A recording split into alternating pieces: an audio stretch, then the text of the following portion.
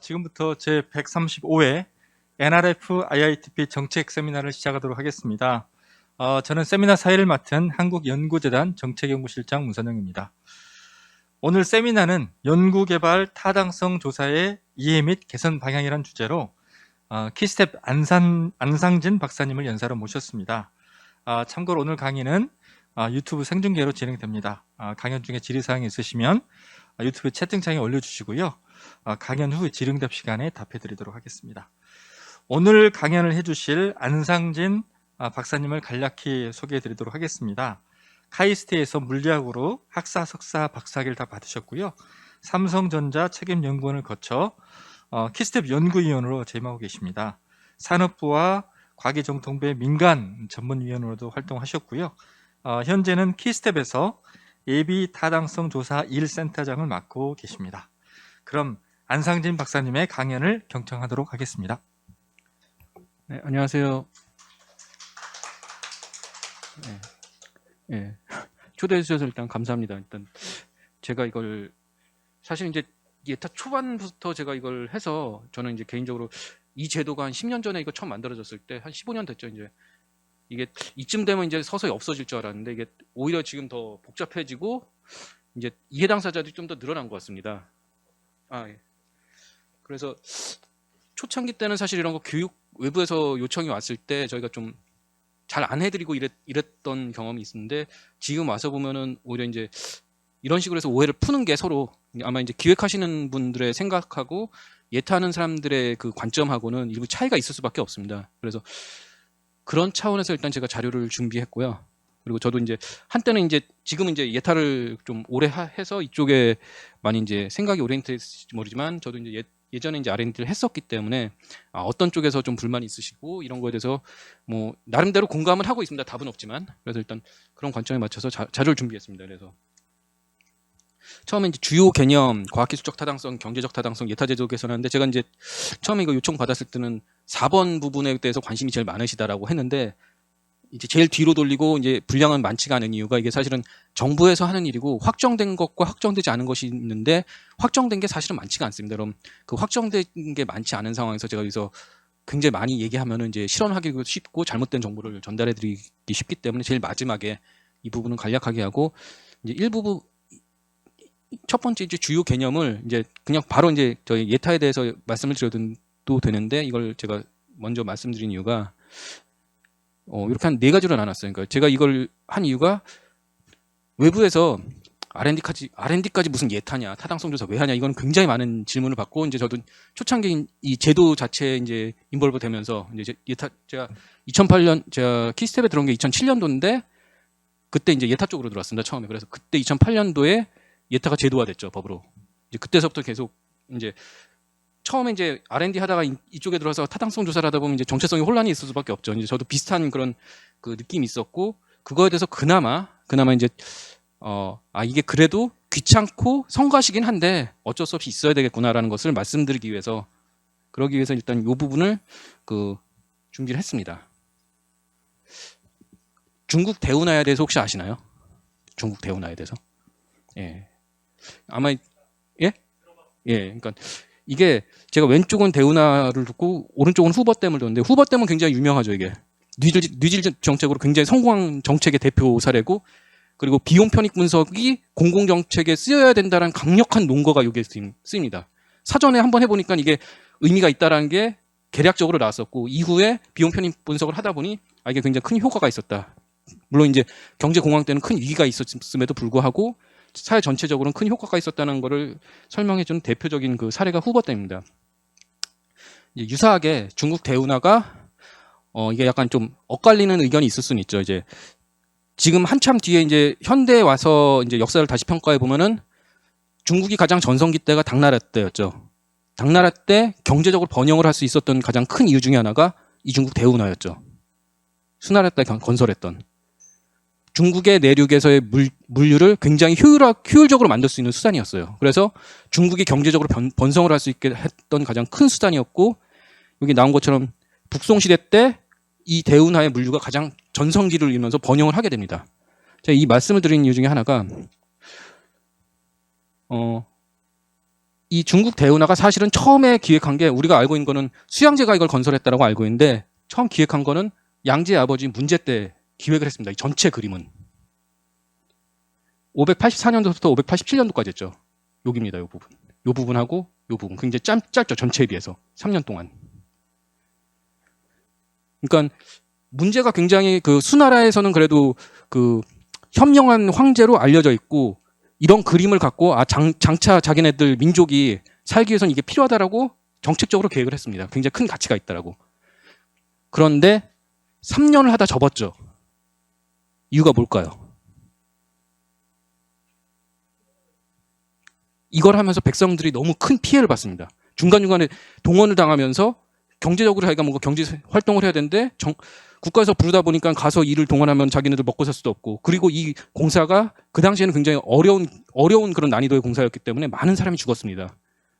그러니까 성군이라면 자기가 이게 몇백 년을 생각해서 굉장히 큰 비전을 갖고 있긴 하지만 당장 백성의 피해가 너무 크면은 잠시 보류를 해야겠죠. 그렇기 때문에 문제는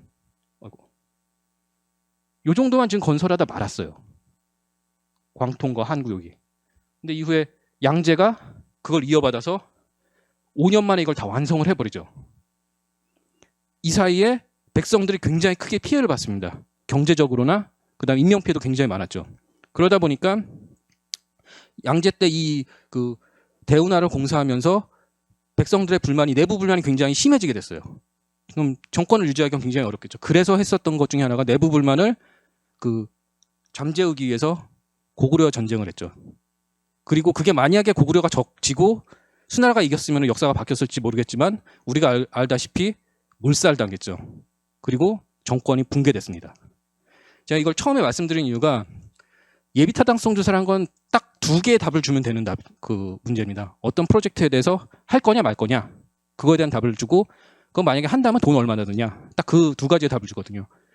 만약에 여기서 예타가 있었다면 이제 후보 때는 굉장히 좋은 사례지만 아마 문제 때는 문제 어느 부하 중에 하나가 이런 걸 다 아뢰서 지금 황제께서 이거 하시는 게 아니다라는 거를 예타하고 정확하게 일치하지는 않지만 유사하긴 했을 겁니다. 뭐 숫자까지 나오는 비용 편익 분석은 안 하지만 지금 이건 아닙니다. 근데 아마 양제 때는 그런 게 없진 않았겠죠. 아버지 때 있었을 테니까. 그럼에도 불구하고 밀어붙였죠. 결과적으로는 정권이 붕괴됐습니다. 이게 양제 때 기준으로 생각하면 이 대운하는 굉장히 안 좋은 사업이에요. 그런데 중국 역사 전체를 보면은 사실은 이게 600년 때 이렇게 건설됐으니까 이때는 굉장히 안 좋은 사업인데 8세기 거의 이제 1000년, 서기 1000년쯤 됐을 때 북송 시대 때 전성기가 됐으니까 중국 역사 전체적으로 봤을 때는 굉장히 좋은 사업이죠. 이걸 제가 이제 R&D 할 때 처음 말씀드린 이유가 제가 이제 예탈하면서 많이 겪었었던 그 사례 중에 하나가 R&D 효과가 나타나는데 상당히 많은 기간이 걸린다. 그렇기 때문에 지금 추정할 수가 없다. 그래서 예탈하지 말아야 된다는 논거가 굉장히 큽니다. 적합하지 않고. 그런데 그와 유사한 게 이런 치수 사업의 경우는 기본적으로 50년에서 100년 걸립니다. 그 효과를 보는 게. 여기 보시는 것처럼 그거를 그나마 과학적으로 좀 우리가 알기 위해서 만든 수단이 비용 편익 분석이고 그것을 도구로 활용하는 게 예타입니다. 따라서 바꿔 말하면 지금 R&D가 정확하게 비용 편익 분석으로 한다는 거는 다소 무리일 수 있습니다. 그건. 그럼에도 불구하고 이와 유사한 형태. 지금 이게 R&D가 좋긴 좋은데 그 모든 것을 다 하게 되면은 다른 형태, 다른 쪽에서 어떤 문제가 생길 수도 있다라는 거를 어떠한 형태로든지 워닝 시그널을 줘야 될 필요는 있습니다. 그러니까 예타가 상당히 좀 귀찮고 성가시고 그러고 그에 대한 불만이 저희한테 많이 들어오는 건 맞지만 그럼에도 불구하고 저희가 이 제도에 대해서 나름대로 좀 나름대로 이거에 대해서 정당한 논리로 제가 이거를 말씀드렸습니다. 그래서 사실 이제 타당성이라는 거는 어떤 투자하려는 노력 대비 그거에 대한 효과가 얼마나 크냐. 그렇다면 그의 타당성이 있겠죠. 그래서 예타라는 건 기본적으로 그 방향을 따라서 그 제도를 운용을 하고 있습니다. 그렇다면은 뭐가 지금 해야 되느냐 말아야 되느냐에 대한 원칙을 정해야 되는데 그걸 이제 그 정책학에서 보면 크게 한 두 가지 원칙을 많이 쓴다고 합니다. 첫 번째가 그 사회 구성원의 어떠한 희생이 없이 분배될 수 있는 원칙. 그게 파레토 원칙이죠. 파레토 분포. 반면에 어떠한 액션을 취했을 때 누군가는 희생을 하고 누군가는 혜택을 받아요. 그렇다면 사회에 있는 그 희생을 모두 합하고 그 사회에서 혜택받는 걸 모두 합했을 때 사회에서 그 노력해야 되는 희생 대비 효과가 더 큰 것, 그것을 의사결정을 해야 된다는 원칙이 여기 나온 것처럼 칼도 힉스의 보상 기준입니다. 뭐 칼도 기준, 힉스의 기준 따로따로 얘기했는데 보통은 어떤 변화를 했을 때 사회상의 증감을 평가하는 기준이고 그게 결과적으로는 이득을 얻는 사람의 이득의 크기가 손해보는 사람의 손해 크기가 커서 사회 전체적으로 봤을 땐 덧셈 뺄셈 했을 때 더해지는 게 크다. 이게 원칙이 되겠죠. 그래서 이게 사실은 타당성 조사, 예타에서의 기본 원칙입니다. 그렇기 때문에 이거를 가장 과학적으로 측정할 수 있는 방법이 비용 편익 분석이겠죠. 만약에 계산이 된다라면은 전제가. 그래서 기본적으로는 이 추정 원칙이 여기서 나온 기회비용의 관점이라는 것이 어떤 사업을 추진할 때 우리가 생각하고 있는 그냥 단순한 사업비, 그게 아니고 그거를 통해서 희생해야 되는 모든 사회적인 비용을 다 그 비용이라고 추정을 합니다. 그리고 이 지불의사, 그게 뭔진 모르겠지만 혜택을 받는다라고 생각하는 국민, 최종적으로는 이제 납세자가 되겠죠. 납세자들이 이거에 대해서 얼마만큼의 대가를 치를 수 있느냐, 그 두 개를 비교를 해서 그렇게 해서 그 비용 대비 편익이 훨씬 크면은 해야 된다라고 의사결정 내리는 것이 예비타당성 조사이고, 그래서 이렇게 쭉 앞에서 말씀드렸던 그 수자원 같은 인프라에서 잘 그 적용이 되어 왔습니다. 하지만 이게 그 칼도 힉스 보상 기준이 몇 가지 제약 조건이 있습니다. 첫 번째가 소득 분배의 제약. 이거는 효율성이 크면 클수록 비용 편익이 높게 나옵니다. 사회적으로 소외된 사람에 대해서는 고려를 전혀 하지 않습니다. 그 부분은 약점입니다. 그다음 두 번째가 정치적인 제약. 대표적인 사례가 수양제죠. 수양제는 그 대운하를 건설하고 싶어요. 정치적으로는 이게 맞는 답입니다. 하지만 덧셈 뺄셈 하다 보면은 그건 BC가 안 나오기 때문에 정치적인 타당성과 과학적으로 따져본 경제적인 타당성과는 불일치할 수밖에 없습니다. 그런 경우에는. 그래서 이 부분에 대해서는 어떠한 보완이 필요할 수밖에 없습니다. 그 다음에 사업 성격상의 제약. 상호 배타적이지 않은 경우. 이거는 가장 이해하기 쉬운 게 무기체계. 무기체계에서 굉장히 이해하기 쉬운데요. 어떤 전투기에 들어가는 특수한 그 미사일이 있습니다. 그럼 그 미사일을 도입하는 것을 결정하기 위해서는 그 전투기가 우리나라에서 그 운용된다는 것이 결정돼야 됩니다. 그런데 그것에 대한 결정 없이 미사일만 도입한다라고 하면 이건 의사결정을 할 수 없겠죠. 그런 상황에 대한 고려도 필요합니다. 그 다음에 요 정보의 제약. 대표적으로 이제 과학기술. R&D의 경우는 비용이 얼마가 드는지 편익이 얼마가 드는지 정확하게 알 수가 없습니다. 그래서 그 비용의 제약을 어떻게 해결하기 위해서 필요한 그런 조치가 필요합니다. 그래서 여기 나온 네 가지 제약이 요 칼도 힉스의 보상 기준에서의 부족한 부분이고, 예비타당성 조사가 지금 한 20년 정도 되어가고 있는데 그 20년 동안 요 의사결정 구조에서 많이 이제 보완이 됐습니다.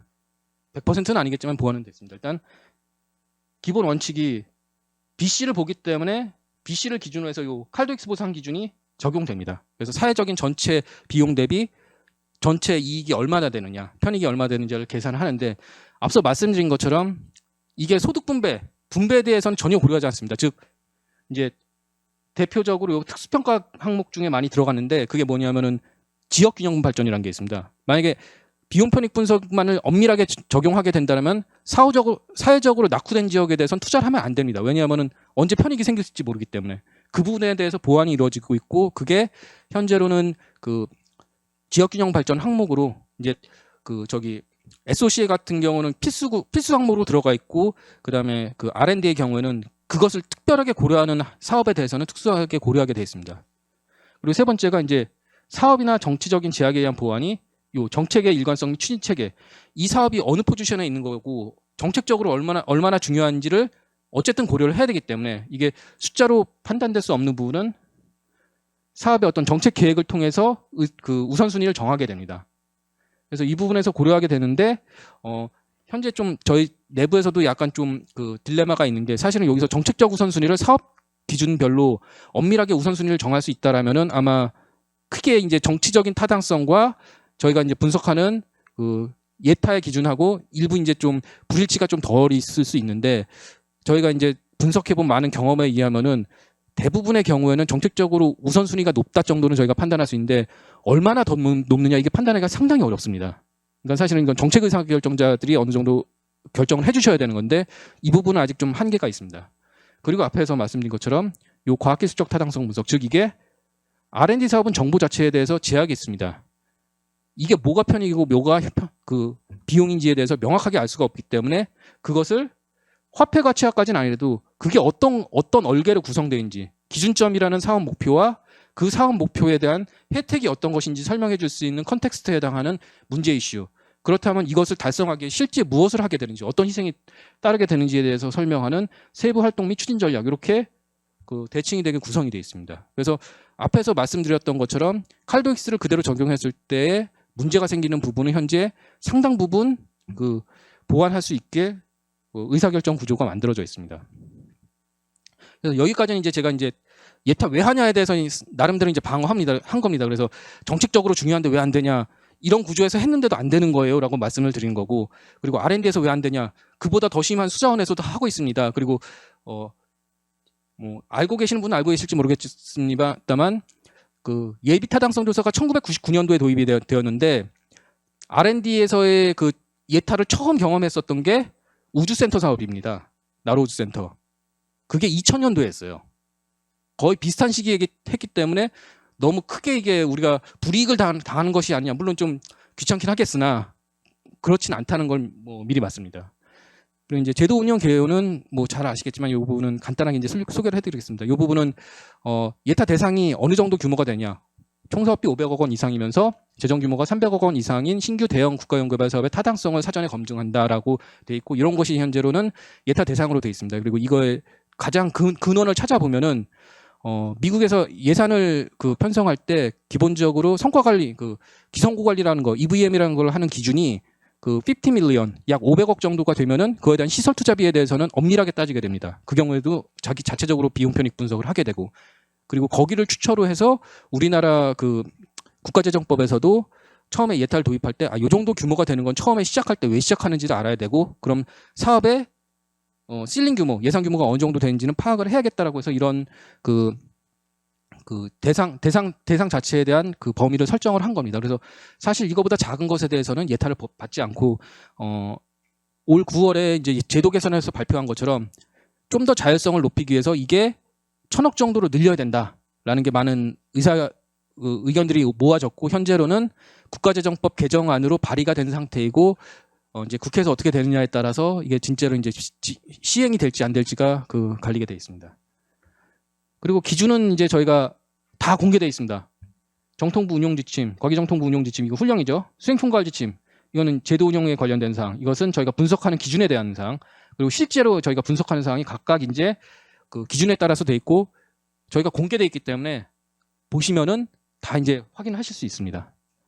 그리고 이거는 저희가 어떻게 하는지, 그래서 실제 저희가 수행하는데 저희 혼자만 다 하는 게 아니고 자문위원회와 그다음에 전문가를 활용해서 잘 하고 있다, 그런 부분을 말씀드리고, 이제 대상 선정은 5주 걸리고 예타는 현재 7개월 정도 걸리는데, 이번 제도 개선안에서 몇 가지 이제 3천억 언더의 그 내역 사업 3개 정도 3개 이하인 경우, 그리고 그게 이제 전략기술 또는 임무중심형 R&D 사업이라고 인정이 되고 사업 기간이 5년이 안 되는 경우, 4년 정도까지는 그 패스트 트랙이라는 그 절차를 진행을 해서 요 7개월을 한번 4.5개월까지 단축시키도록 노력하겠다라는 게 이번에 제도 개선에서 발표되었고요.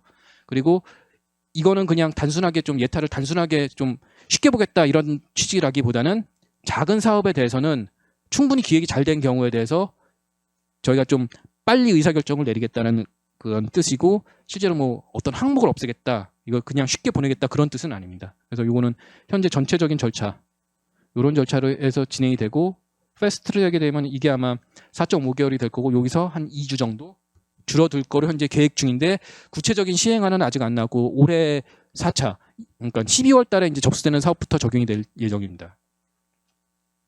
그래서 요거는 전체적으로 저희 이제 프로세스를 한번 쭉 이제 그 말씀드리면은, 여기 뭐 저희가 사업 유형으로 해서 요거는 이제 HP 그 앞에서 의사결정 구조에서의 그 가중치에 따라서 이제 초기에 이제 결정을 하게 되고요. 그래서 쭉 내려가서 저희가 점검회의 전에 3번의 자문회의를 하고 4차 자문회의하고 2차 점검회의를 하는데, 요건 이제 패스트트랙하고 저희가 좀 연관지어서 말씀을 드린다라면은 패스트트랙의 경우에는 1차 점검회의 이후 보통 4차 자문회의 전에 부처의 요 소명 자료 접수하는 기회가 있는데 패스트 트랙에 들어온 사업들은 어느 정도 사업을 완전히 기획했다라고 가정을 한 경우에 저희가 패스트 트랙의 절차를 거치기 때문에 1차 점검 회의 이후 바로 AHP로 넘어가고 그 서명 기회는 주지 않습니다. 그러니까 빨리 의사결정은 내리되 그만큼 소명 기회는 좀 제한이 되기 때문에 이 부분은 좀 고려를 하시는 게 좋을 것 같습니다. 그래서 여기까지는 뭐 저희 하는 이제 그 제도 전체에 대해서 나름대로 저희 뭐 디펜스하는 내용과 그다음에 그 제도 개선 내용을 일부 합쳐서, 왜냐면 뒤에서 저희 절차하고 같이 말씀을 드리면은 좀 혼돈될 수 있어서 지금 현재 절차하고 약간 비교를 해서 말씀드렸습니다. 그다음에 이제 과학기술적 타당성, 이제 이 부분을 말씀드리겠는데, 이제 기본 개념과 문제 이슈 도출의 적절성, 목표 설정의 적절성, 이렇게 이거는 이제 항목별로 구성을 했습니다. 그래서 기본 개념은 사실은 앞에 말씀드린 것처럼 이게 과학기술적 타당성이라는 이름이 붙여져서 연구자들이 생각하기엔 내가 생각하는 과학기술적 타당성이라고 생각을 하세요. 그게 아닙니다. 사업 계획이 충실하느냐, 그 충실한 거의 기준이 뭐냐면은 앞에서 제가 말씀드렸을 때 예타라는 거는 사실은 BC인데 그 BC를 보기 어렵기 때문에 칼도익스 기준에서 사회 전체적으로 보는 혜택이 어떤 것이고 이 사업을 하기 위해 필요한 사회 전체적인 비용이 어떤 것이냐를 식별하는 작업입니다. 그래서 과학기술적 타당성은 연구자들이 생각하는 내가 생각하기엔 타당하다고 생각하는 어떤 연구 주제가 있다라면 그게 국민들 입장에서 이게 어떤 혜택을 받을 수 있는 것인지, 그럼 그 혜택을 받기 위해서 이 사업은 어떠한 희생이 필요한 것인지에 대해서 밝혀주는 게 사업 계획이고, 그럼 그 사업 계획으로부터 비용과 편익이 잘 식별이 돼서 이거는 정말로 우리가 희생할 가치가 있는 것이냐를 보는 것이 과학기술적 타당성입니다. 그래서 저희가 말은 과학기술적 타당성이라고 했는데 좀 더 엄밀하게 보면 이건 사업 계획의 충실성입니다. 여기 보신 것처럼. 그럼 이제 질문을 하시겠죠.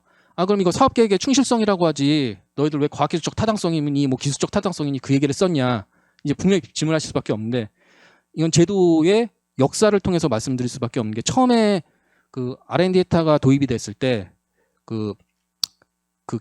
지금 현재 기획지정부에서 위탁을 줬던 게 KDI였죠.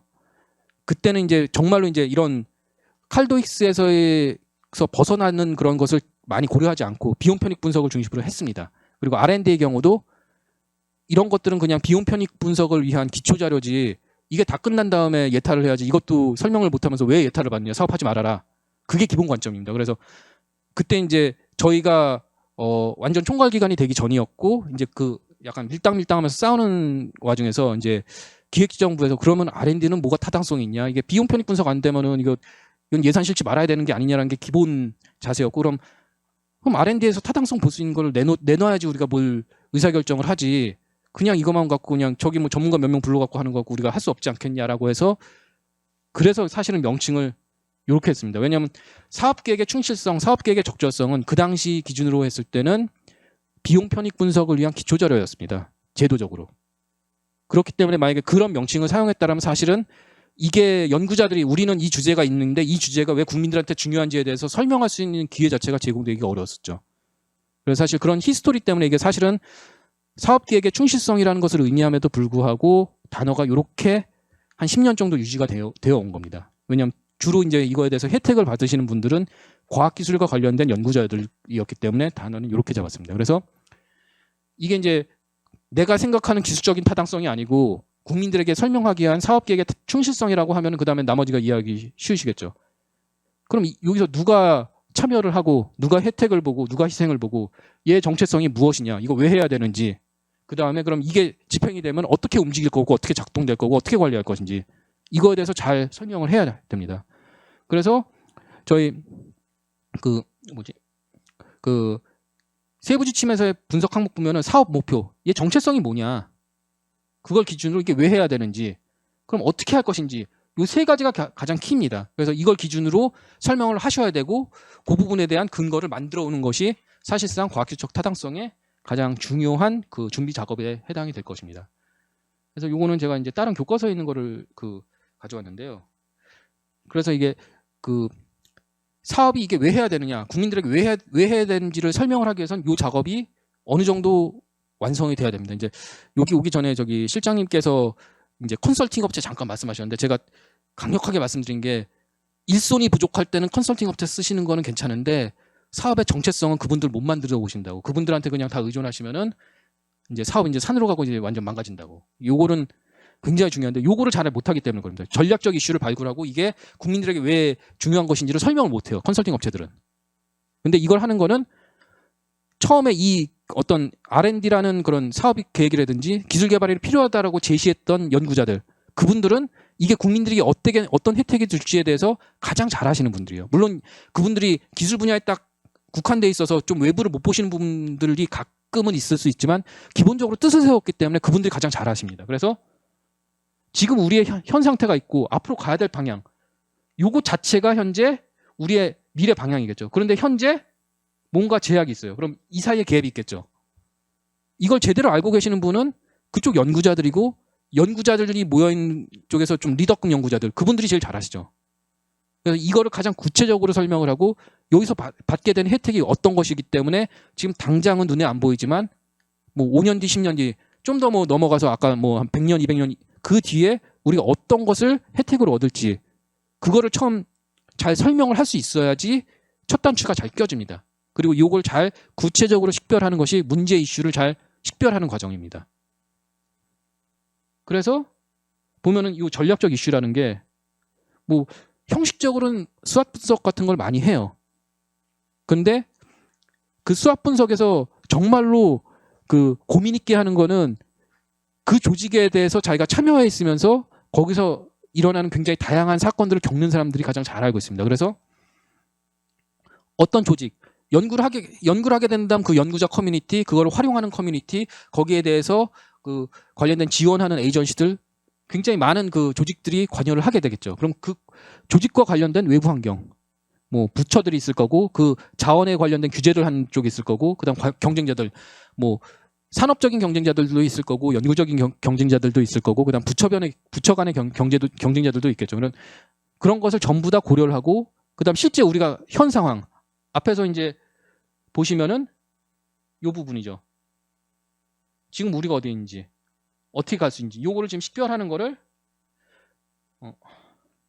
사업 계획에 녹이는 데 있어서 그 사업 계획의 근거가 되는 것이 사업 외부에서 관련되는 자료로 굉장히 잘 마련을 해 주셔야 됩니다. 그래야지 그냥 사업 계획은 그 생각으로 쓸 수 있겠죠. 몇몇 전문가들의 의견으로 이런 건 어떻게 가야 되고 어떤 게 필요하다는 거는 의견으로 쓰실 수 있는데, 그러면은 정작 이제 예타 들어오셨을 때 저희가 물어보는 건 그거 뭐 어떤 뜻인지는 알겠는데 그럼 그거 근거가 뭐냐고, 어서 그 출처가 어디서 나온 거냐고 저희는 물어보거든요. 근데 그게 준비돼 있으면 저희도 요런 걸 근거로 해서 저희도 비슷한 걸 찾아보겠죠. 그럼 이게 이런 거였는데 설명이 우리한테 좀 잘 안 됐다. 그럼 저희가 저희 입장에서 다시 한번 이제 그 분석을 하면서 검토를 할 수 있는데, 만약에 그거조차 없다라면 사실은 이건 그분들이 그냥 연구비 받으려고 하시는 거 아니에요라고 했을 때 전혀 디펜스를 못 하세요. 왜? 그거에 대한 나는 이렇게 생각하는데 나뿐 아니라 객관적으로 봤을 때 어떤 정황 증거라든지 어떤 근거라는 게 이미 존재해 있다. 이런 게 존재하지 않는다는 거죠. 사업 기획이란 거예요. 이제 그것도 앞으로 넘어가서 컨설팅 업체에 맡기면 안 된다는 뜻이, 이런 사업에 대한 어떤 뼈대라는 건 그분이 못 만들거든요. 이런 뼈대 없이 그냥 자료만 모으게 된다면 저희가 이제 예타를 할 때 이런 거를 이 문제 이슈라고 하셨고 뭐 하신다라고 했는데 그건 그냥 개인 연구자들 그 주간회의에서 만드신 것 같고, 그럼 얘 근거가 뭐죠 하면 엮어 오시질 못해요. 왜냐하면 컨설팅 업체들은 그걸 생각한 적이 없거든요. 이게 왜 중요하고 정말로 어떤 의미를 갖고 있는지에 대해서 전혀 깊이 있게 생각한 적이 없기 때문에. 그래서 과학기술적 타당성에서는 그런 부분을 준비를 하셔야 되고, 특히 이제 문제 이슈와 목표에 있어서 그 부분을 많이 좀 고려를 하셔야 됩니다. 그래서 가장 기준은 이 목표겠죠. 무엇을 하는가 하는 거. 그래서 이걸 잘 정해주는데, 이 목표에 대한 정당성을 확보하기 위해서 필요한 것이 이게 어떤 혜택을 주는지에 대해 설명하는 문제 이슈. 그래서 이 둘 사이의 관계를 통해서 비용 편익 분석에서 편익. 그러니까 여러분들이 만약에 작업을 하신다라면은 나는 비용 편익 분석을 한다라고 그냥 생각을 하세요. 그런데 그 편익을 어떻게 만들어낼 것인가. 숫자, 즉 어떤 화폐화된 가치로 계산을 못하지만 그 화폐화된 가치로 그 설명을 하기 위해서 필요한 어떤 자료들, 어떤 논리가 쓰일 거고 그거에 대한 근거가 무엇인지, 그거를 찾는 거면은 완벽하게 이게 그 돈으로 나오는, 화폐로 나오는 그런 그 계산이 안 된다 하더라도 이 부분의 설명은 될 겁니다. 이 사업이 왜 있어야 되는 것인지에 대해서. 그렇다면은 그 뒤에 이건 액팅 되는 거죠. 이러한 그런 가치를 갖기 위해서 그럼 이번 사업에서는 어떤 게 필요한 것이냐. 그게 이 부분 세부 활동 및 추진 전략에서 드러나는 거겠죠. 이걸 하게 된다라면은 사회 전체적으로 어떤 게 좀 변화해야 되는데 그게 한 번에 이 사업에서 다 드러나는 건 아니고 이 사업에서 요구하는 사업비는 어떠한 겁니다라는 것을 세부적으로 설명하는 것이 이 아래 부분에 해당되는 겁니다. 그래서 전체적으로는 이런 구조를 갖게 되고 그래서 지금까지 말씀드린 거를 그냥 요약하면 사실 저희 세부 지침에 있는 그 내용 그대로입니다. 문제 이슈 도출의 적절성은 이슈가 적절한가. 근데 요거 정말로 이걸 체크리스트라고 생각하셔갖고 요걸 단편적으로 갖고 오시면 아까 말씀드린 것처럼 이거 설명이 안 돼요. 이 전체적인 논리적인 얼개성 속에서 당신네들이 생각하는 목표와 혜택이 뭐라고 했는데 뭐 요거 단편적으로 문제 이슈가 적절한가 했는데 뭐 사업 기획하신 쪽에서 적절하다고 생각해요. 근데 저희 쪽에서 적절하지 않다라고 보면은 그 이유 중에 대표적인 게 우리가 생각하기에는 어떤 혜택이라는 것이 식별이 돼야 되고 그 혜택이라는 게 목표와 이슈를 통해 갖고 설명이 돼야 되는데 그냥 단편적으로 파편화된 데이터는 주셨는데 그게 결과적으로 이게 왜 어떤 의미를 갖고 국민들에게 어떤 그 혜택으로 돌아오는 것인지에 대해서 근거 있게 설명하지 않고 그냥 그 연구자 주관에 의해서 판단하는 형태로 설명한다면 사실은 정당성을 갖기 어렵겠죠. 그리고 식별된 문제 이슈를 해결하기에 국가적인 차원의 별도의 R&D 사업을 추진할 필요가 있는가. 이게 연구재단은 사실은 이게 굉장히 적어요. 그래서 이거는 좀 말씀드릴 게 많지가 않은데 연구재단이 아니고 산업부라든지 국토부라든지 이런 쪽에서 보면 특히 국토부. 이게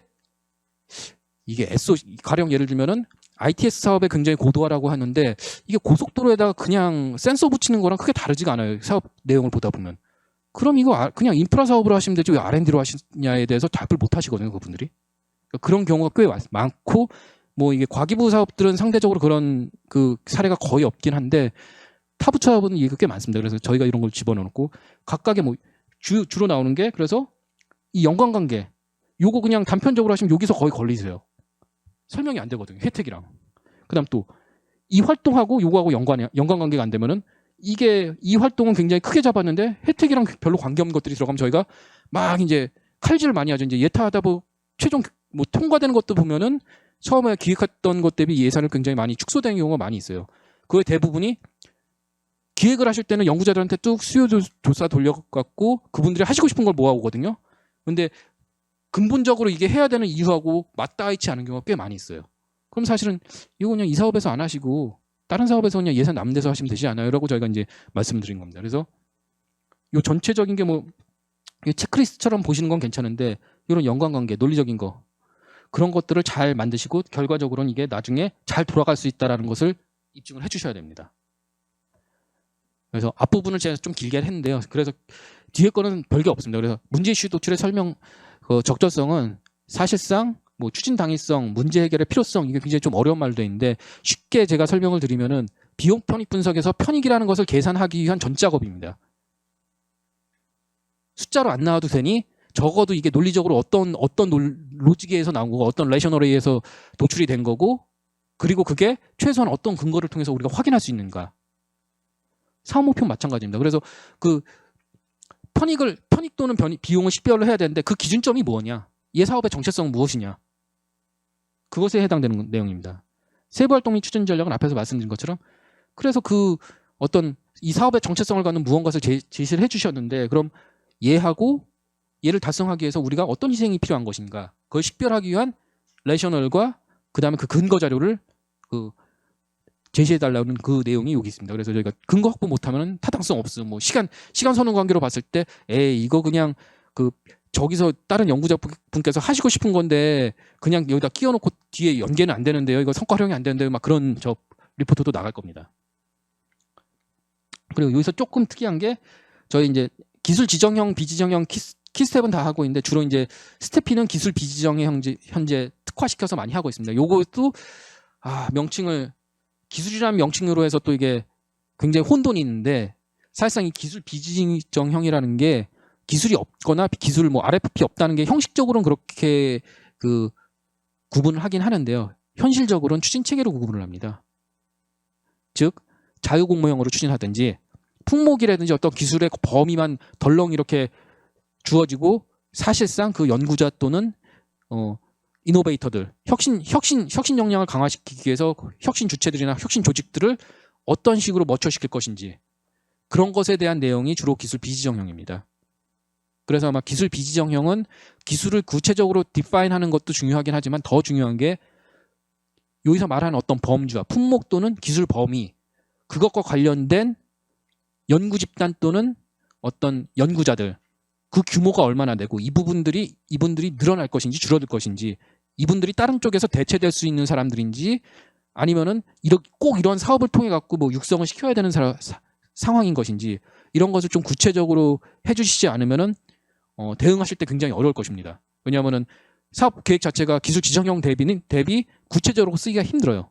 그렇기 때문에 구체적으로 할 수 있는 거는 이것과 관련된 연구 조직 또는 연구자를 굉장히 구체적으로 수치에 근거해서 좀 마련을 해주시는 게 도움이 될 겁니다.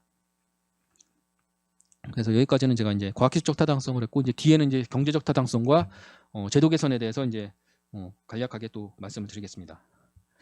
기본 개념은 이건 뭐 저희가 예전에 그 기재부 시절 예타서부터 계속 쓰고 있는 자료긴 한데요. 이게 비용 편익 분석한다고 해서 특히 이제 그 산업부 쪽에서 많이 착각을 하시는 게 이게 사업성 분석이라고 또 착각을 하세요. 우리가 봤을 때는 이게 비즈니스가 되는데 니들이 뭔데 이래갖고 이게 경제성이니 뭐니 해갖고 막 자른다 뭐 이렇게 얘기하는데 사실상 사업성 분석하고 저희가 하는 그 경제성 분석하고는 다릅니다. 왜냐하면은 사업성 분석의 분석 단위가 누구냐면은 사업을 추진하는 기업입니다. 기업이 이익을 보되 국가 전체적으로 봤을 때 딱히 이익인지 아닌지 모를 때는 경제성이 없을 수 있습니다. 이게. 근데 저희가 보는 경제성 분석은 분석 단위가 무엇이냐면은 국민 전체입니다.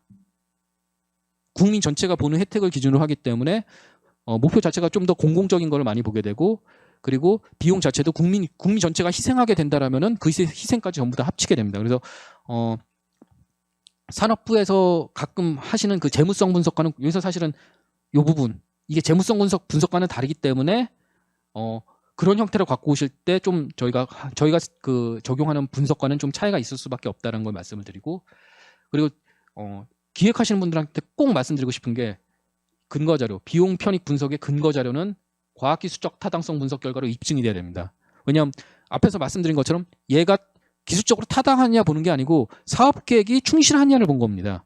그럼 그 충실한 계획에 있는 것에 대한 비용 편익이 실제로 이 사업에서 필요한 비용과 편익이기 때문에 저희가 경제성 분석에서는 타당성 조사에서 과학기술적 타당성이 어느 정도 입증된 것을 범위로 해서 진행을 합니다. 만약에 과학기술적 타당성에서 입증이 안 된다라고 하면은 간혹가다 아마 중간 점검 때 저희가 경제성 분석을 할 수 없음이라고 리포팅하는 경우가 있을 겁니다. 1차 점검회의 때. 그거는 앞에 과학기술적 타당성 분석이 현재 굉장히 좀 심각한 상황이기 때문에 경제성까지도 가기 어려운 상황이다라고 이해를 하시면 됩니다. 그리고 편익이란 거는 앞에 말씀드린 것처럼 이런 항목들 문제 이슈와 사업 목표를 통해서 저희가 식별을 하고 그중에서 실질적이고 직접적이고 유형의 편익을 저희가 편익으로 계산합니다. 원칙은 실질적이고 유형적인 편익을 하는데 직접적인 거 왜 넣냐? 사실 R&D는 대부분이 간접적인 편익이고 저희가 지침에서 마련한 것도 사실은 간접적인 편익 중에서 여러 가지 논리 체계가 직접적으로 좀 도출될 수 있는 거를 지침에 박아놨습니다. 그런데 만약에 모든 간접적인 편익을 다 한다라고 하면 사실 저희가 편익 계산을 할 수가 없어요. 이게 편익 계산 자체가 굉장히 주관에 의해서 뒤흔들리기 쉽기 때문에 간접적인 편익은 그래서 실무적으로 확실한 근거가 없으면은 계산하지 않는다가 현재로 저희가 그 지침상에서 지켜지고 있고 완전히 안 하는 건 아닙니다. 그래서 저희 지침에서는 직접적인 편익을 중심으로 하는데 그 이유가 요것만 보겠다는 게 아니고 실무적으로 직접적인 편익이면은 저희가 계산하기가 쉽다 이거고 간접적인 편익이면은 그에 준하게 지침에 있는 형태의 어떠한 논거를 제시를 하셔야 되는데 현실적으로 좀 쉽지는 않습니다. 저희가 지침에 마련한 게 사실은 대부분 간접적인 편이고 사례를 기반해서 나온 것들은 그 안에 담아놨기 때문에 그걸 벗어나는 게 현실적으로 많지는 않은 것 같습니다. 그리고 비용도 마찬가지입니다. 그래서 비용도 목표, 세부활동 및 추진 전략 요거를 통해서 식별을 하는데 실질적이고 직접적이고 유형적인 비용 요것만을 저희가 다룹니다. 가장 중요한 게 요게 다 과학기술적 타당성 분석의 결과죠. 이런 것들이. 그러니까 이게 지금 과학기술적 타당성 분석에서 결론이 안 난다라면은 경제성은 논할 계제가 아닙니다. 그래서 이제 그 KDI에서 예전에 KDI나 기재부에서 주장했었던 게 이거 사업 계획은 이게 안 됐으면 BC도 못 보는데 무슨 예산을 넣느냐라는 말이 나올 수밖에 없었던 거고, 근데 뭐 여기는 이제 연구재단이고 R&D를 하시기 때문에 잘 아시겠죠. 이것만 굉장히 강력하게 요구하면은 연구발 투자를 할 수가 없습니다, 현실적으로.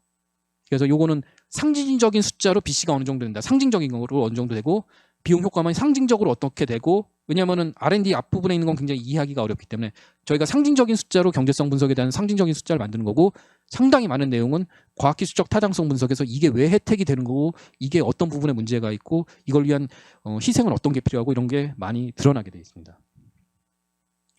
그래서 전체적인 절차는 비용 편익 분석, 뭐 일반적인 절차랑 같습니다. 그래서 편익에 대해서 식별을 하고, 요 앞에 이제 과학기술적 타당성 분석을 통해서, 그 다음에 과학기술적 타당성 분석을 통해서 비용을 식별한 다음에, 이거는 현재 가치, 현재 기준으로 해서 미래 가치를 어떻게 재환산을 시키기 위해서 할인율을 적용을 해서 잘 아시듯이 BC나 MPB나 IRR을 갖고 저희가 경제성 분석을 합니다. 그리고 이거는 뭐 할인율 사용하는 이유는 이건 그냥 교과서에 나오는 거기 때문에 특별한 건 아닙니다. 저희 또 동일하게 활용을 하고요. 이제 그 비용 편익 분석과 비용 효과 분석은 이게 그 R&D에서는 비용 편익 분석보다 비용 효과 분석이 좀 더 어울릴 것 같다라는 것이 직관적인 그 이해로 알 수 있고, 많이들 그렇게 이제 이해를 하실 겁니다. 그런데 저희한테 많이 이제 그 일종의 섭섭하다는 형태로 말씀하시는 게, 아니 뭐 비용 효과 분석 한다고 하는데 왜 안 해주냐, 그런 말씀을 좀 많이 들어요. 그리고 그게 사실이고요. 그리고 그게 왜 그러냐면은 뭐 이게 저희가 비교를 했는데 여기서 좀 보여드릴 수 있는 게, 비용 편익 분석은 비교 가능한 대안의 폭이 넓고, 얘는 비용 효과 분석은 비교 가능한 대안의 폭이 좁다라고 돼 있잖아요. 사실 이게 제일 큰 이유입니다. 저희가 못하는 이유 중에. 왜 그러냐면은 비용 편익 분석은 명확한 그 기준이라는 게 있죠. 이걸 안 했을 때 사회적인 기회비용을 다 합쳤을 때 비용 대비 효과, 즉 그거에 대한 혜택을 화폐 가치로 하니까 1을 기준으로 보면은 이게 어느 정도 효과가 있는 건지 금방 직관적으로 판단이 돼요. 그런데 뭐 비용 효과 분석하는데 1억 원당 3명을 살릴 수 있습니다. 이게 좋은 건가요? 나쁜 건가요? 다른 사업을 이걸 안 했을 때 1억 원당 5명을 살릴 수 있으면 이 사업을 하는 것보다 그 5명 살리는 걸 해야겠죠. 그런데 알고 보니까 요거 안 했을 때 다른 사업을 보면 1억 원당 2명을 살리는 거예요. 그럼 3명 살리는 걸 해야 되는 거겠죠.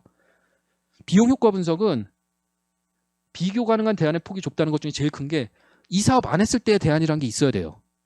이 사업 안 했을 때의 대안이라는 게 어떤 기준을 갖고 이 사업에 대한 평가를 할 수 있어야 되는데, 이걸 사업 기획하는 초기서부터 잘 마련을 해주시지 않으면은 저희는 현실적으로 하기가 굉장히 어렵고, 그리고 이 사업 초기에 비용 효과 분석을 할 때 이 사업 안 했을 때 그럼 어떻게 되지? 이걸 가상적인 상황을 만들기가 너무 어렵습니다. 그러니까 제일 앞에서 예타라는 게 이거 해야 되냐 말아야 되냐 하는 의사결정을 지원을 하는 그런 정보를 줘야 되는데, 비용 효과 분석을 하면은 그렇지 R&D는 이걸 해야 되지 하는데 결과를 딱 내놓고 보면은 숫자는 나와요. 이게 좋은 거지라고 물어봤을 때 답을 못 합니다.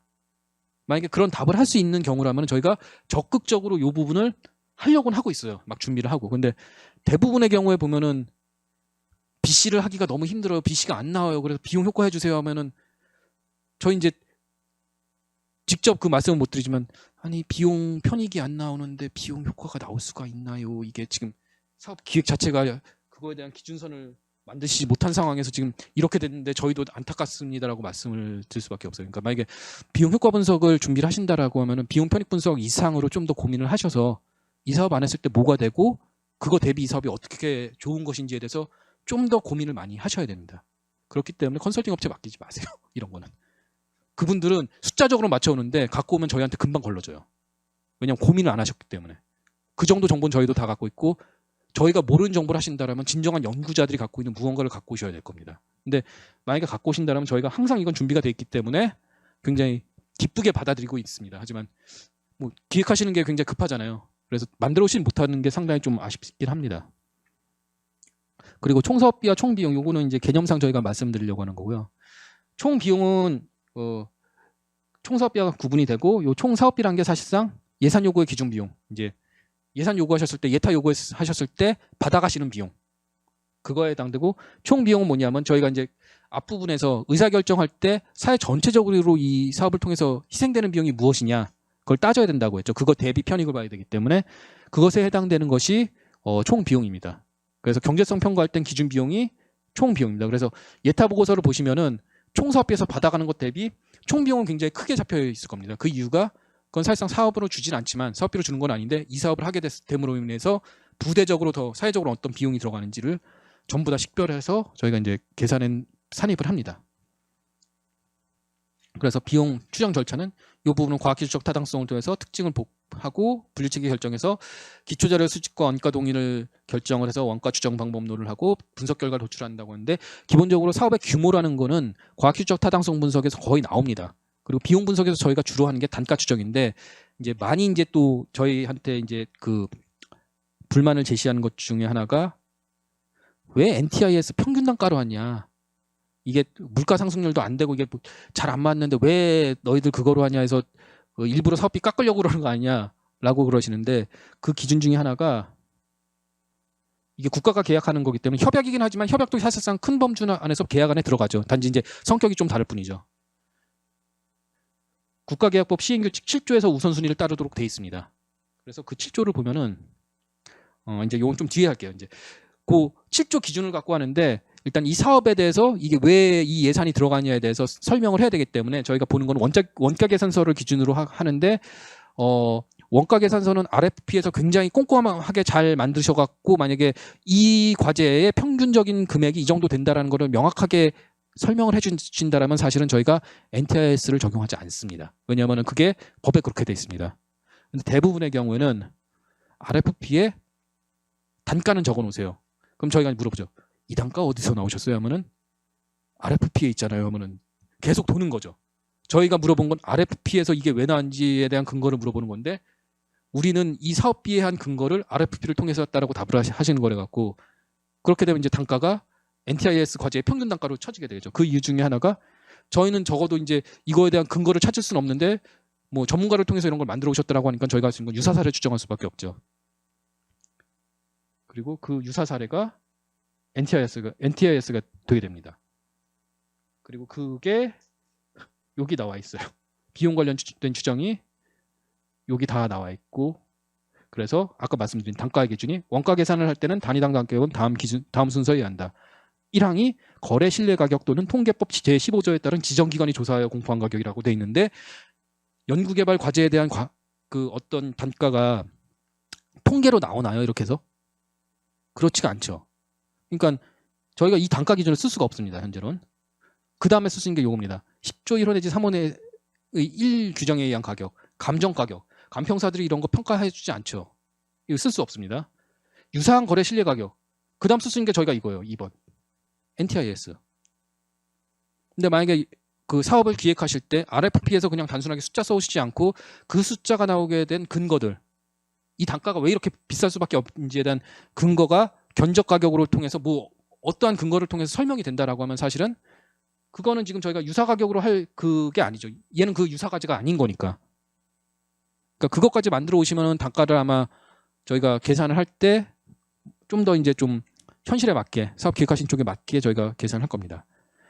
그리고 편익의 추정은 실질적이고 직접적이고 유형적인 편익으로 한다. 실질적인 편익은 그 사업에서 직접 그 사업이 실제로 만들어낸 편익이고 금전적인 편익 즉 그 사업을 통해서 발생하는 이전적인 지출들 예를 들어서 뭐 도로를 건설하는데 그 주변에 도로 주변에 땅값이 올라간다 이런 것들은 금전적인 편익에 해당합니다. 그래서 그런 것들은 이중 계산들은 전부 다 저희가 제외를 하고 계산을 하고 아까 말씀드린 것처럼 직접적인 편익으로 하는 이유는 저희가 실무적으로 계산하기 쉽게 하기 위해서인 거고 간접적인 것은 원래 해야 하지만 기여분에 대한 추정이 굉장히 어렵기 때문에 저희가 명확한 근거가 있을 경우에만 예외적으로 인정을 합니다. 그리고 유형적인 거는 당연히 이제 그 BC를 내는 경우에는 편익을 할 때는 유형적인 거를 볼 수밖에 없겠죠. 그래서 요거는 이제 요러한 사례 때문에 모두가 알고 있다. R&D는 편익을 내기가 굉장히 어렵다. 그렇기 때문에 이거를 통해 갖고 100% 의사결정하는 거는 좀 어폐가 있다. 그렇기 때문에 과학기술적 타당성이 중요하다는 걸 했고 그럼에도 불구하고 BC는 할 수 있다라면은 봐야 되고 한 가지 이제 제가 여기서는 이제 과학기술적 타당성이 중요하다고 굉장히 많이 말씀을 드렸잖아요. 그럼에도 불구하고 이제 R&D 쪽에서 요 BC를 보려는 시도가 많이 일어나고 있고 특히 이제 유럽에서 많이 그러니까 영미권과 유럽을 중심으로 많이 하고 있습니다. 그런데 아직 이제 예타처럼 이렇게 전적으로 적용하진 않고 실제 사례를 통해서 많이 확인이 됐습니다. 그리고 모두가 좀 BC가 안 나올 거라고 예상되는 것. 여기 연구재단에서 힉스 입자 아시죠? 힉스 입자. 중력을 매개하는 입자. 힉스 입자 측정한 게 선에서 측정했잖아요. 그 선에서 힉스 입자를 측정하는 장치가 LHC죠. LHC의 경제성 분석을 했습니다. 선에서. BC가 1.2가 나왔어요. 결국은 바꿔 말하면은 어렵긴 하지만 하면은 이거 자체는 어떠한 형태의 숫자를 만들어낼 수는 있습니다. 다만 여기에 그 정도의 노력을 해야 되느냐 말아야 되느냐는 이제 행정적인 노력이 더 중요한가, 행정 또는 이런 정책적인 노력이 중요하냐, 아니면 이 부분의 노력이 중요하냐, 그거는 이제 사회적인 특성에 따라서 조금 그 판가름을 해야겠지만 일단은 R&D 사업에 대해서 R&D에 대한 R&D 활동에 대해서 경제성을 추정을 하려고 하면은 할 수는 있습니다. 그래서 그 노력을 게을리하면 안 되고, 그렇기 때문에 지금까지 알려졌던 편익에 대한 그 연구 논문들을 통해서 저희가 정리를 한 거예요. 그래서 R&D에 대한 혜택이 지식 파급과 시장 파급과 네트워크 파급 세 가지가 있는데, 지식 파급이 흔히 얘기하는 논문 특허입니다.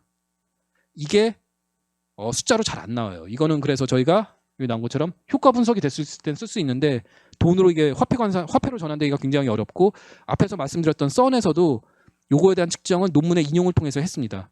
근데 전체 편익에서 100분의 1이 안 돼요. 그러니까 요건 진짜 특정하기가 어렵습니다. 그리고 시장 파급, 이거는 시장을 통해서 얘의 가치를 간접적으로만 측정을 할 수 있습니다. 그래서 현재 예타에서도 요거를 활용을 하고 있고, 이제 썬에서 측정을 한 것 중에서 제일 크게 나온 게 몇 개가 있었죠. 하나가 썬을 개발할 때 거기 장비 있잖아요. 그 정도의 스펙을 갖는 그런 시설은 이게 그냥 우리가 주문해서 제작할 그냥 일상 시장에서 구매할 수 있는 게 아니고 그 사업을 통해서 특별하게 발주를 내야 돼요. 이걸 할 수 있는 업체는 몇 개 없어요. 그런 업체가 이런 일을 함으로 인해서 다른 그 경쟁 업체 대비 얼마나 경쟁력이 올라가서 시장에서 경쟁력을 가졌는지를 측정을 했고, 그 다음에 썬에서 LHC 실험을 통해서 힉스 입자를 발견하는데 참여했던 연구자와 그렇지 않은 연구자는 동일한 연구 분야 내에서 셀러리가 굉장히 크게 달라집니다. 같은 패스를 따른다고 해도. 그 차이를 통해서 한 것이 굉장히 컸습니다. 그러니까 1.2 중에서 절반 이상이 거기서 나왔습니다. 그러니까 뭐 이거는 저희도 그래서 동일하게 하고 있고, 저희가 어떤 근거만 갖다 주시면 열심히 계산하고 있고 저희 지침에 마련되어 있습니다. 그리고 네트워크 파급은 이거는 계측이 안 되는 겁니다. 이게 대표적으로 네트워크 파급의 예가 뭐냐면은 반도체 기술이 발전하고 디스플레이 기술이 발전함에 따라서 나온 게 이런 거죠. 스마트폰. 그런데 분명히 여기에 반도체 기술과 디스플레이 기술의 발전이 들어가긴 했는데 스마트폰에서 얼마나 기여하는지 측정했느냐? 기여하는 건 알겠지만 굉장히 어렵죠. 이런 게 네트워크 파급입니다. 그래서 이거는 측정이 안 되기 때문에 참 아쉽게도 저희가 반영을 못 하고 있습니다. 그래서 그걸 전부 다 이제 기존의 사례를 통해서 이 정도는 저희가 편익 볼 수 있다, 없다라는 거를 저희가 이제 지침 내에서 세부 지침 내에서 부가가치 증대, 기술 거래, 뭐 비용 절감, 피해 비용 감소 뭐 이런 형태로 저희가 정리를 했었고요. 이건 이제 사례를 기준으로 했었고, 예타 사례뿐 아니라 외국 사례까지 전부 다 합쳤을 때 이런 형태로 저희가 적용할 수 있다는 것이 확인이 됐습니다.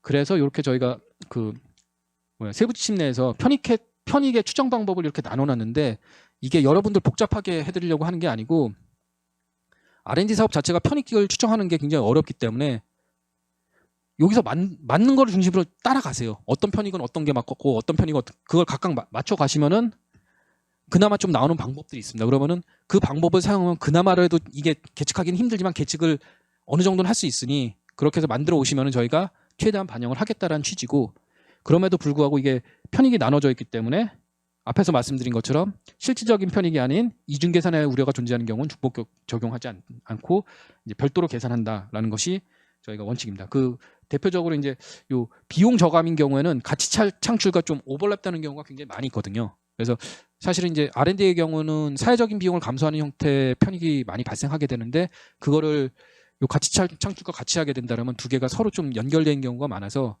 두 개를 다 이제 편익으로 이렇게 제시를 했을 때 하나만 이렇게 인정받는 경우가 왕왕 있을 겁니다. 그래서 이 부분은 좀 만약에 이제 준비를 하신다면 신중하게 좀 더 고려를 하시면 될 것 같습니다. 그래서 타당성 판단 기준은 잘 아시듯이 뭐 BC가 1보다 크거나 MPB가 0보다 크거나 IRR이 사회적 할인율보다 저 높게 되면은 당연히 이게 타당성 있게 있게 된다라고 하고 앞에 말씀드린 것처럼 비용 편익 분석과 비용 효과 분석을 하는데 말씀드린 것처럼 비용 효과 분석할 때 저희가 다양한 대안을 검토할 수가 없다라고 했죠. 그래서 저희가 비용 효과 분석할 때 아마 저희 지침에 있는 걸 그대로 박아놓으면 전제 조건을 검토합니다. 기획 완성됐었고 부처가 두나띵에 대한 이게 뭐냐면 사업 안 했을 때에 대한이 뭐냐 효과가 뭐냐 그걸 적절히 정리해서 비교 평가한 게 뭔가 있어서 요 정도가 됐을 때 사업을 안 했을 때 전혀 효과가 없진 않을 거거든요. 뭐 그런 거라든지 없다라면 왜 없는지 뭐 그런 걸 명확하게 밝혀오시면은 그걸 기준으로 저희가 이제 타당성을 검증을 합니다. 이런 방법을 통해서. 그래서 1차적으로는 부처에서 뭐 적용하신 방법론이 타당하고 한지 확인을 하고 뭐 굉장히 왜곡될 우려가 있다면 저희가 다시 적용을 할 수 있습니다. 그래서 그 효과 추정을 재조정함으로써 저희가 비용 효과 분석을 하려고 하고 있습니다. 그래서 요거는 두나띵 대안에 대해서 명확하게만 밝혀주시면 언제든지 저희가 비용 효과 분석을 할 준비는 돼 있으니 미리 좀 꼼꼼하게 준비를 하셔주셨으면 좋겠다라는 취지에서 말씀을 드리고 그래서 안 한 게 아니고 기존에 한 사례들을 몇 개 이제 소개를 해드립니다. 그래서 그렇다면 R&D에서의 안 했을 때 상황이 무엇이냐? 라는 걸 했을 때 요거는 이제 쇠빙선 같은 경우는 연구개발 안 하면 사오면 되거든요. 이게 연구선이기 때문에 우리가 개발하지 않고 사오면 되기 때문에 연구개발하는 것 대비 구매하는 거면 사실은 이제 연구개발 안 하는 대안에 해당하기 때문에 그것을 기준으로 효과는 똑같다고 보고 연구할 수 있는 효과는 똑같다고 보고 자체 건조해서 운영하는 것과 그 다음에 실적성을 도입하는 방법을 했을 때 총 비용을 계산을 해보니까 자체 건조하는 것이 현가 기준으로 봤을 때 2,429억, 약 2,430억 정도 되고 실적성 도입, 즉 구입하는 경우가 2,676원 정도 되기 때문에 이 경우는 자체 건조, 즉 연구개발하는 게 좀 더 우월한 대안이라고 저희가 판단할 수 있었습니다. 그리고 R&D 안 하는 게 신규 개발하는 거하고 유사한 기술을 갖다가 쓰는 거 그거를 비교했을 때 요거는 기존에 있는 지금 우리가 잘 알고 있는 배터리 베이클, 그러니까 배터리 일렉트릭 베이클 전기 자동차와 온라인 전기 자동차를 비교한 사례에 해당합니다. 이 경우에 신규 사업에서 제안하는 경우에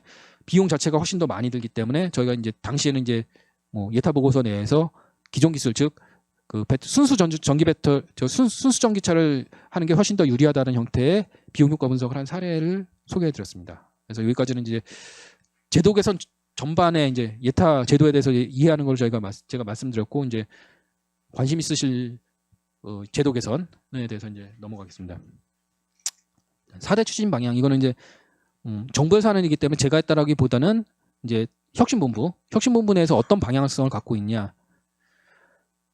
이제 혁신본부의 기본 방향은 유연성 확대와 적시성 강화입니다. 이건 잘 아시듯이 유연성 확대라는 게 예타 한번 딱 들어가고 나면 이게 딱 경직돼 있어서 하기가 너무 힘들다. 이거에 대해서 어떻게든지 굉장히 소리가 많으니까 사실 이제 예타에서 풀 수 있는 건 굉장히 제한적임에도 불구하고 선언적으로 뭔가를 하면은 이제 과학기술 관련된 모든 이런 시스템 변화에 하나의 단초가 될 수 있을 거다라는 취지에서 이게 시작이 됐고 적시성 강화 이게 경직성이 강하기 때문에 굉장히 빨리 필요한 거를 유연하게 대응할 수 없다. 요거와 맞닿아 있긴 합니다. 그래서 요건 이제 패스트트랙 도입의 하나의 근거가 되고 요 앞에 두 개는 이제 혁신본부에서 과학기술 관련 부처의 모든 의견을 수렴했을 때 굉장히 좀 이번 개선에서 제도 개선에서 좀 역점을 두어야 될 것이다라고 생각하신 부분이고 그럼에도 불구하고 예타기 때문에 투자 건전성은 확보해야 된다. 즉 이렇게 해서 유연성을 확대하되 대형 사업 들어오면 그것에 대해서는 기존에는 상대적으로 좀 유연하게 봤던 거를 좀 더 꼼꼼하게 보겠다. 1조 넘는 사업들. 그 다음에 조사 시 신뢰성 향상. 이건 예타에 대해서 좀 더 객관성을 강화해서 엄밀하게 보겠다는 그 두 개. 즉 이제 당근과 채찍을 같이 두었다는 거 이해를 하시면 됩니다. 그래서 중점 과제를 보면은 단계형 사업의 평가 합리화. 요거는 기존에는 예타에서 후속 단계 구성이 어려울 경우에 구체성 부재로 미시행 결론이 있다라고 한 것이 R&D 사업에서 크게 한 두 가지가 있습니다. 하나가 이제 실증이 있는 사업하고 그다음에 그냥 일반적인 사업인데 단계별로 이렇게 나눈 사업들이 있습니다. 근데 실증 사업의 경우에는 어쩔 수 없이 이제 발사체 같은 경우 발사체 날려야 되기 때문에 앞부분의 계획은 구체적인데 뒷부분이 명확하게 안 되는 경우가 왕왕 있습니다. 그리고 뭐 어떤 실증 플랜트 건설한다든지 그런 경우도 마찬가지겠죠.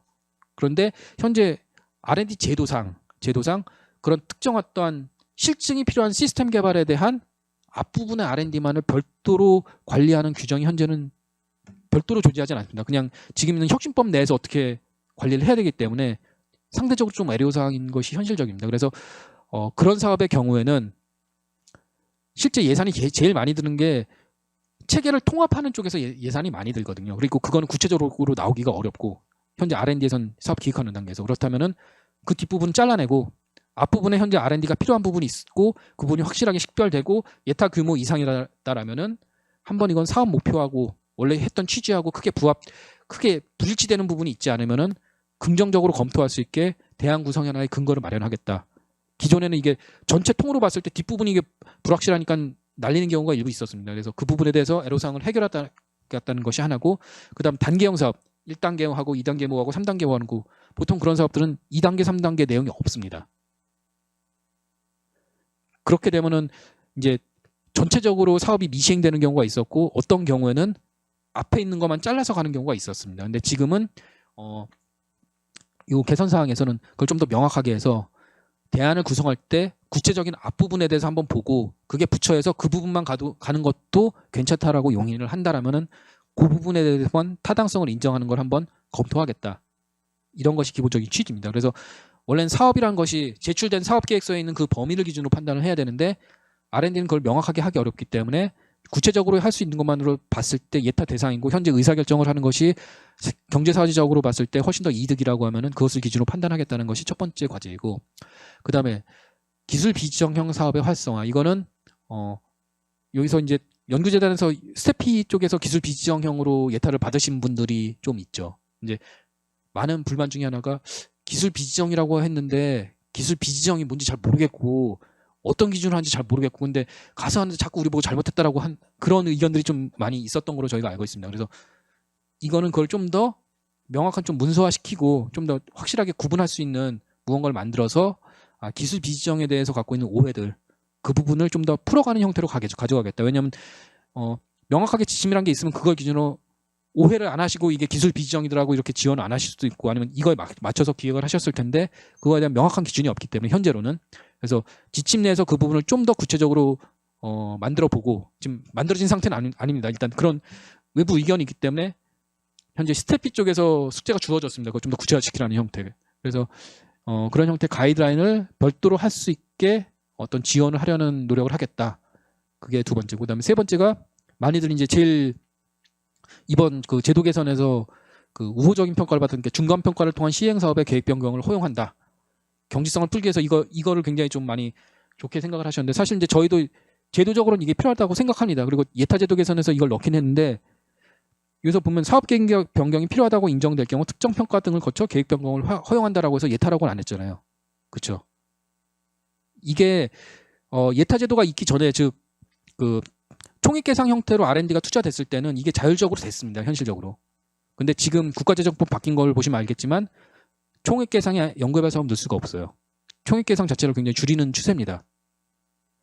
그렇기 때문에 이거는 사실상 국가재정법에서 그 규정하는 거를 벗어나게 될 경우는 이걸 할 수가 없습니다. 근데 그럼에도 불구하고 필요하다는 건 모두 인정을 하기 때문에 예타에서 풀 수는 없지만 예타에서 정해놓은 게 완전히 법률처럼 정해야 되는 건 아니고 뒤에 무언가 제도적으로 이걸 풀 수 있는 것을 마련해 준다라면은 예타에서 앞에서 결정한 거를 풀 수 있게 허용하겠다 정도를 저희가 정책 지원에 쓰겠다라는 게 현실적으로 적용이 될 것이고 이 뒤에 이제 이게 특정 평가가 될지 무엇이 될지 모르겠지만 이건 사실은 제도 개선 사항입니다. 그리고 이거를 아쉽게도 이제 불만은 저희한테 다 들어오긴 하는데 저희가 그거에 대한 답을 줄 수는 없는 상황이에요. 단지 저희가 할 수 있는 거는 예타 보고서를 너무 이게 바이블처럼 해서 가져가시지 말고 중간에 무언가 제도적으로 풀 수 있으면은 이걸 충분히 틀 수 있으니 그거를 고려하시다 정도로가 아마 현실적으로 나갈 겁니다.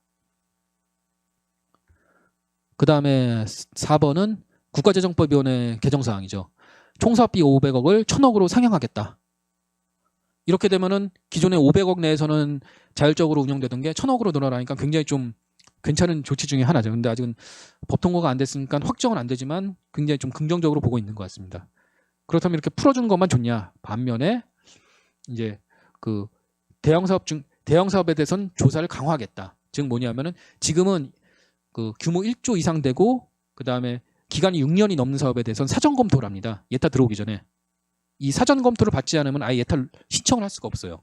그리고 그 사전 검토를 하는 이유 중에 하나가 이런 사업들을 부처별로 굉장히 좀 무분별하게 추진하는 경우가 많기 때문에 재정당국 입장에서는 이렇게 큰 게 뜬금없이 들어올 리가 없기 때문에 그럼 이거에 대해서는 부처별로 한번 상의를 해서 좀 줄여보고 중복 조정도 해보고 좀 더 효율화시킬 수 있는 방안을 마련하라는 취지에서 사실은 이 사전검토 제도를 마련했습니다.